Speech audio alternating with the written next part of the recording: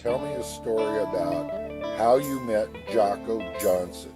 How I met Jocko Johnson. I met his son first. I was living at Capistrano Beach at the family home and was renting a room. And my siblings were there, and they were playing with the kids in the neighborhood, and this one little kid came over. He was about the age of my youngest sibling, and that was Ben Johnson, Jocko's son. I got to know him, and I go, wow, this is a strange little child, I thought.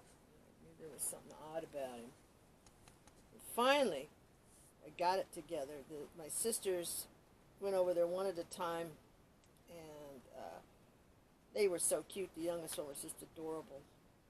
And Jocko said, oh, you got any older brothers and sisters? He says, yeah, I got a sister. She's 8 or 9. He says, well, bring her on over. And so he was giving them little pieces of the resin that was sprayed off of Hobie's factory over in the corner. It was all this colorful, beautiful stuff. And he would carve little pendants and put them on a string, and they would wear them. And when Janice went over, the 9-year-old, got it and said, yeah, I got one. She's 24. Just bring her on over. And I had a feeling all day long that something was going to happen. So I took a long bubble bath, and I just luxuriated all day long. And I was out on the patio that overlooked the Dana Point Harbor, and they came over, and so I had made this dress, and because I had bigger boobs, I thought I was cutting it bigger, but I went, oops, and it made it lower cut. So I was barefoot in this dress, my hair down. I had just done this, and I walked across the street on the really rough asphalt with all the what do you call it, the eucalyptus nuts all over the ground. I walked down the driveway to his place, and I went, my mind said, oh shit, what have you gone and done now? Frightened me. But that was all it took. He brought me in and told me the Jocko story.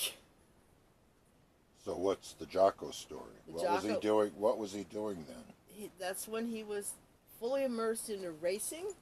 He was also fully immersed in carving wood.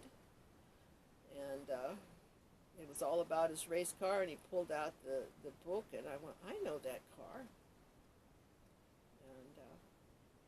And there was actually one that was in San Clemente, his last car that he had sold off when Ben was born. And he had over $30,000 in it, and I forgot what he sold it for, next to nothing, but it was actually there, and I knew it from a kid seeing it on the magazine cover. So he tells me that fame didn't bring him fortune. No, he was making good money then, working for Porton Heads.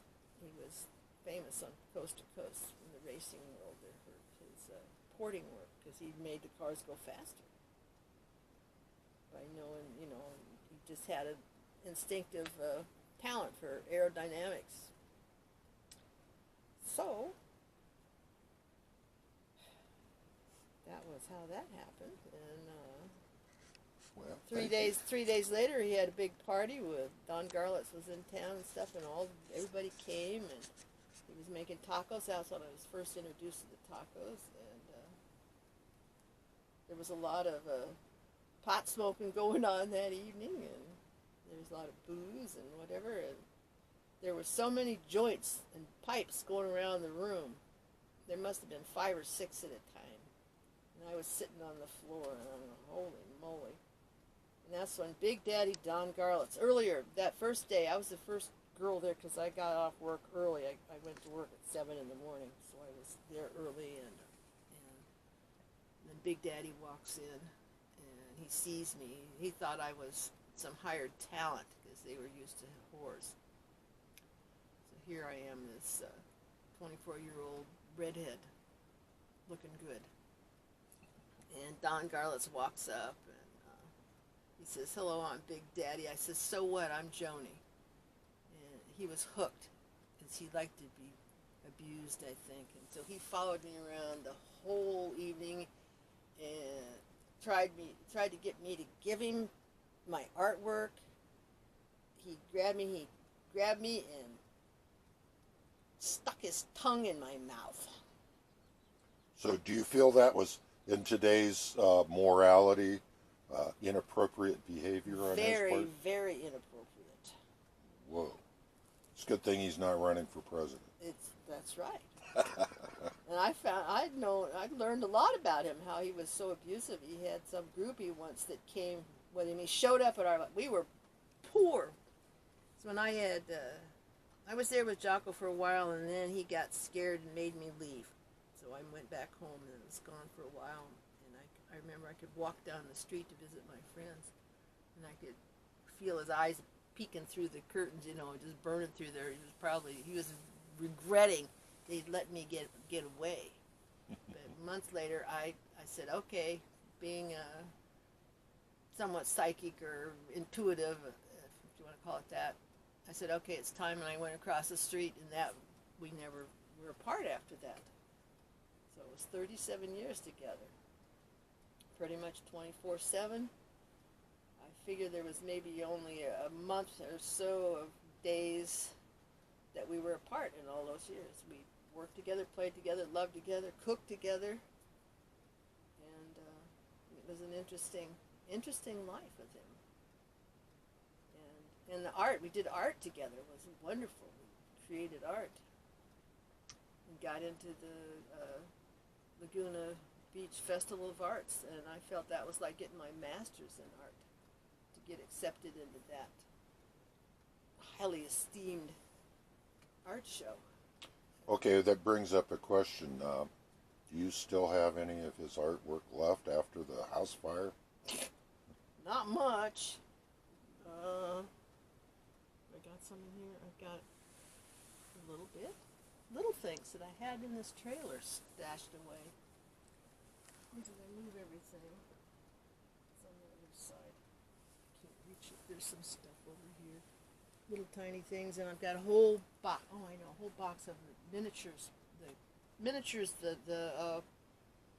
The models for the furniture that he was creating. So I've got some little chairs and things. 10th scale. Yeah. So I was happy about that. The biggest cache of furniture is at Jean's house that he made. So she's got all those chairs. And she had a rocking chair, but it wasn't one of the good ones. It was just one made out of, we tried making it out of something else, and it just collapsed. But I wished I had the sculptures. But I've scaled down, obviously. Well, thank you, Joanie.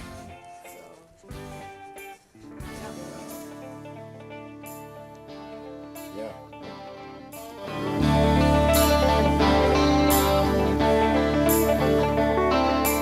I went up to Blackstone Mountain. I was there on a cold black night. I saw two shadows dancing there by the firelight.